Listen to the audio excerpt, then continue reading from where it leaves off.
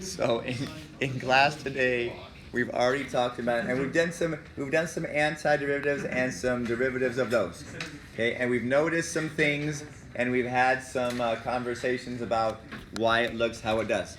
Okay, so we're gonna go right into what some books call the second fundamental theorem of calculus, and that is if f of x is the integral from some starting point to a function, right? A variable like x or like x squared, as we've been talking about, of this graph or equation or whatever it happens to be.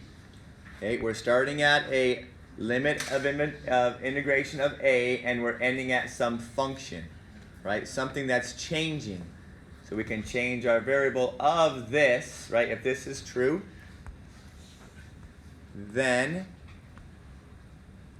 we can find the derivative of that integral simply by doing a composition of our functions and then multiplying that by the derivative of your limit of integration. Why is it a T in those? So let's look back at some of our functions that we were dealing with a second ago. Okay, so one of them was the integral from, oh geez, I have to look back, from 1 to x. So the integral from 1 to x of 4t minus t squared dt. Okay, that was one of our first things. So if that's your capital F value, then we can find the derivative of that integral by doing, right, f of g. That means replace your variable, replace the variable in your function with your limit of integration. So we're going to take this x and we're going to plug it into your function. Right? We're simply replacing your variable with x, which is 4x minus x squared. Okay, so there's your composition.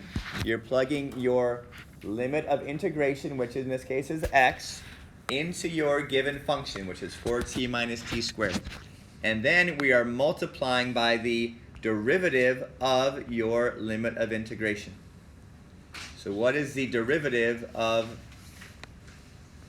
x? That's just 1. Okay, which is why in our previous problem, your derivative of your function, of your integral, looked an awful lot like the original thing itself. Okay, because the derivative of x, your limit of integration, was just 1. Okay, now we had some other ones, like this one. We had the integral from 1 to x squared of t to the third power dt. Okay, and this was what our capital F of x was given to us by, the area of this curve. Okay, so according to our new steps, you're going to take your xq squared and you're going to put it right here. Yes? So we are doing something to the third power. Remember, this is the derivative of our integral. Times, so in other words, we're going to put our x squared in here. X squared goes there. And then you're going to multiply it by the derivative of your limit of integration.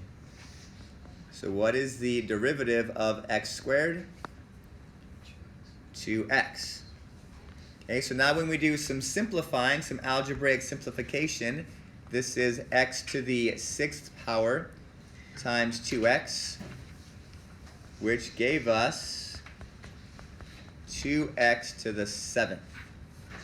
Okay, and up here in your problem, that's exactly what our derivative turned out to be. 2 times x to the 7th. Okay, because our limit of integration changed from having a derivative of 1 to now having a derivative of 2x.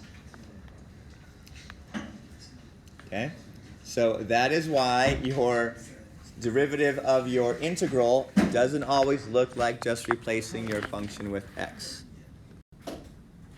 Okay, let's look at the back of this worksheet and see if we can figure out these other problems. Let me bring it up. Okay, so we want to find the derivative of each of these functions, right? The derivative. So we're being asked to find f prime. Okay, so we're going to apply the second fundamental theorem, and we're going to replace your variable with your limit of integration. So square roots of 2 minus 2x squared times the derivative of 2x, which is 2. Okay, so with a little bit of simplification, we can come up with the equation for the derivative of your integral, 2 minus 4x squared, without having to take an antiderivative and use the first fundamental theorem and evaluate f of b minus f of a. Okay, in the second one, we notice that the variable of integration, your x squared, is now in your, right, as the lower limit. So what we learned the other day from our properties of integrals is that if you take your integral from a to b, okay, and if you switch your limits of integration, right, if your a and your b switches, then that's the same as the negative of the area. Okay, it's the same as the negative. So that's what we're going to do here, is we're going to straight up say that this is the negative of the integral from negative 3 to x squared. Because that is one of the properties of integrals that we had talked about yesterday in class and on a previous video. Okay, that you can make the integral negative if you flip your limits of integration. If your a becomes your b and your b becomes your a. This makes the area negative. Okay, it solves a lot of these issues of what are we trying to plug in. So according to our fundamental theorem of calculus number 2, our second one, we're going to find the derivative of our area, or derivative of our integral, by replacing t with x squared.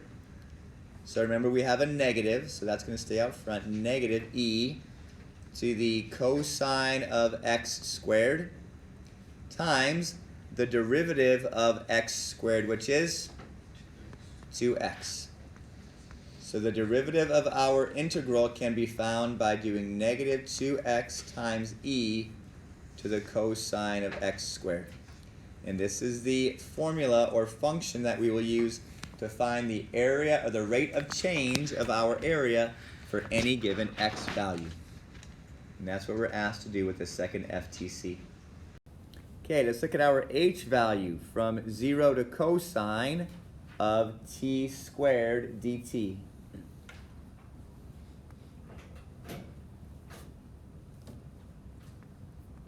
So h prime, the derivative of our integral, is cosine x squared times the derivative of cosine, which is negative sine.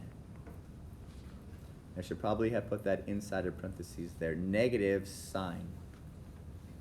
So the derivative of our integral is negative sine x times cosine squared x.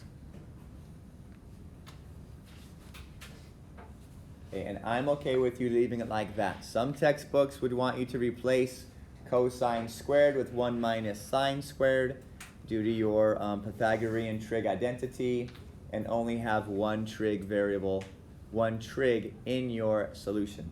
Okay, but I'm okay with you leaving it like that. The negative of sine times cosine squared.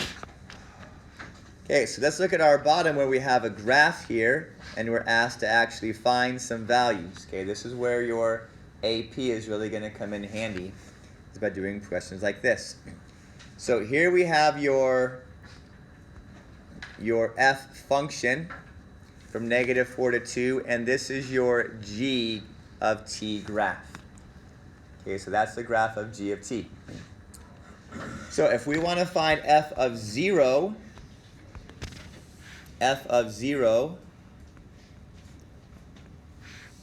that is equal to the integral from -4 to 2 times 0 of g of t dt. Okay, so if we're making our 0 here, if we're making this 0 in our function, we have to make our x value 0 also. Okay, so f of 0 is going to be equal to the integral from -4 to 0 of g of t dt. Okay, so now we have to remember, what is it that an integral is asking us to do? What is this asking us to find?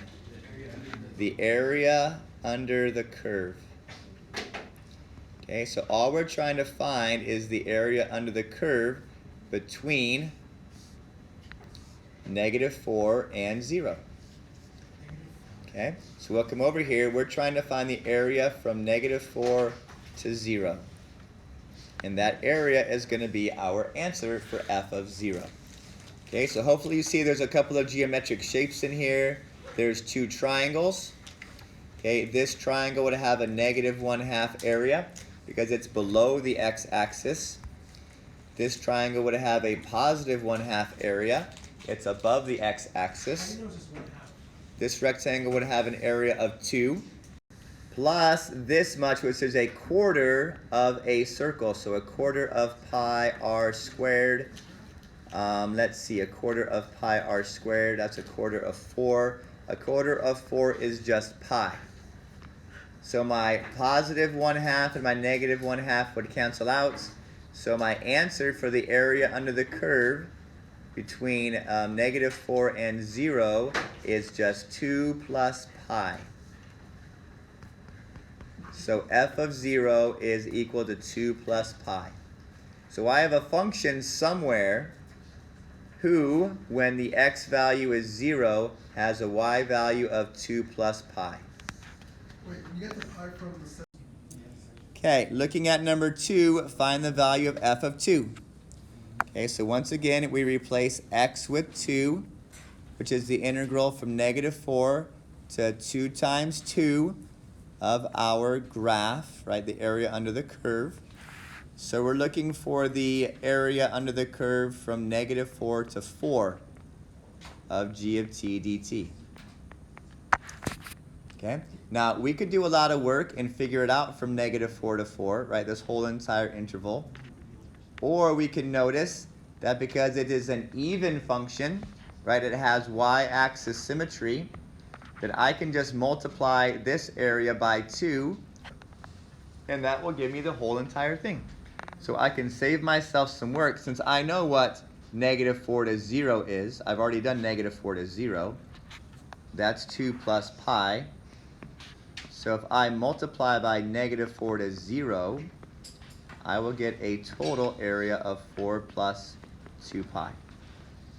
Okay, because this is even, because it is an even function, I can multiply the left side by 2, and that will tell me the entire area of the whole thing. Okay, so now we're getting to the stuff we talked about today. What is the value of f prime at 1? Okay, remember f prime is found by doing g of, right, 2x, which is your upper limit of integration, times the derivative of that upper limit. Okay, so we're replacing t because it's from -4, because it's from -4 to 2x. You put 2x in for your, right, into your variable, which was t a second ago, and then you multiply it also by the derivative of your limit of integration. Okay, so g of 2x times 2. That's how we find the slope or the rate of change of our area. So we want f prime at 1. So we're going to replace x with 1 and figure some stuff out.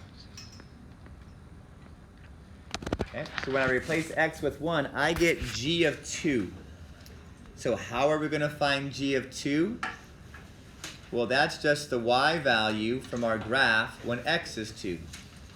So when x is 2, g of 2 equals 1, because that's the y value here when x is 2. So coming back in, I'm going to replace g of 2 with 1, its value from our graph, multiply it by 2, and I get f prime at 1 to be equal to, sorry, that's f prime at 1 to be equal to 2. So if you're asked for a derivative, apply the second fundamental theorem, and if you're asked for a value, find the area underneath the curve. Hopefully this helps and you better understand the second FTC, and there's the bell. Have a great day.